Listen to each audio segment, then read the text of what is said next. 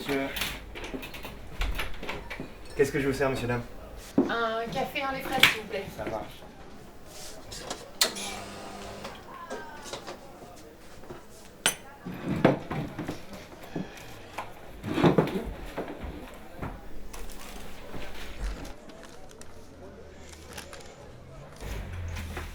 Alors, c'est pour qui, le bébé rose? C'est pour moi. Et Merci. voilà pour vous. Et voilà, monsieur, à la vôtre. Merci. Tiens, tu savais, toi, que la commission siégeait au Parlement européen? Bon, moi, je sais déjà pas qui est l'actuel président, alors... ça me paraît tellement compliqué, tout ça. Bon, il suffit de s'y intéresser, je crois. Non, mais tu sais comment ça fonctionne, toi? Genre, le Parlement, le Conseil, la Commission, tout ça, c'est limpide pour toi. Limpide à peu près. Je sais pas, prends un triangle, par exemple. Bah, dis-toi que, d'une manière ou d'une autre, t'y es représenté à chaque angle. Ouais. Ouais, bah moi, ce que je sais, c'est que tous les 5 ans, c'est les élections européennes et ce serait pas mal, non, d'être un peu au courant avant d'aller voter.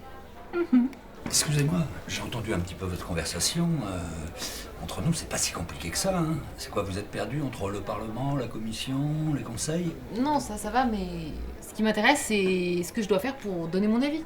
Déjà, tu peux voter pour élire les députés qui siègent au Parlement. D'ailleurs, le Parlement, c'est la seule institution européenne qui est élue directement par les citoyens, hein, c'est-à-dire par nous. Hein. Et on vote tous les 5 ans. Et toi, tu les connais, les députés? Disons qu'on les croise pas partout, mais ils travaillent en partie dans leur circonscription.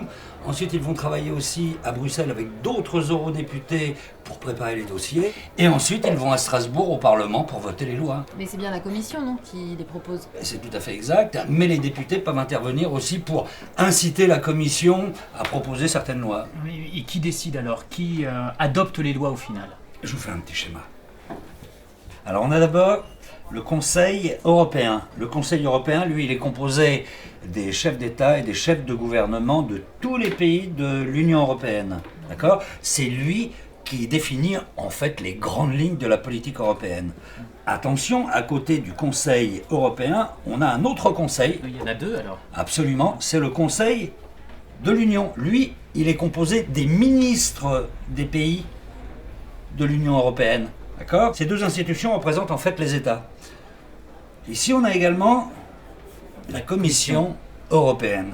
Alors, effectivement, la Commission européenne, c'est elle qui propose les lois. Elle est composée de commissaires, comme son nom l'indique. Attention, les commissaires, eux, défendent l'intérêt commun. C'est-à-dire, par exemple, le commissaire qui s'occupe des affaires de consommation, lorsqu'il propose une loi, c'est pour protéger les consommateurs de toute l'Europe.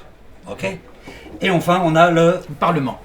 Le Parlement européen, composé de nos députés. Et voilà, c'est là que l'on retrouve le fameux triangle. Donc, la Commission qui propose les lois, et ces lois qui ensuite sont votées par le Parlement et par le Conseil de l'Union. Donc les commissaires bossent pour tout le monde, les ministres pour leur pays et les députés pour les citoyens. Exactement, t'as tout compris. Et une fois que la loi est votée, il se passe quoi? Eh bien, ou elle s'applique automatiquement dans les 28 pays de l'Union européenne, ou les États disposent d'un certain temps pour pouvoir adapter leur législation nationale à la nouvelle loi européenne. Je vais vous encaisser. Ça vous fera 4 euros, s'il vous plaît. C'est pour moi. Ça marche. Merci. Et d'ailleurs, l'euro, hein, c'est géré par qui? C'est pas par la BCE? Oui, c'est ça. La Banque Centrale Européenne qui gère non seulement l'euro, mais aussi les relations avec les pays de l'Union Européenne qui n'ont pas adopté l'euro, Ah oui, comme l'Angleterre ou le Danemark. par exemple. Ah, et des institutions européennes, il y en a d'autres comme ça? Ah bon, on peut en parler longtemps, hein. On s'en reprend un? Allez. Ok.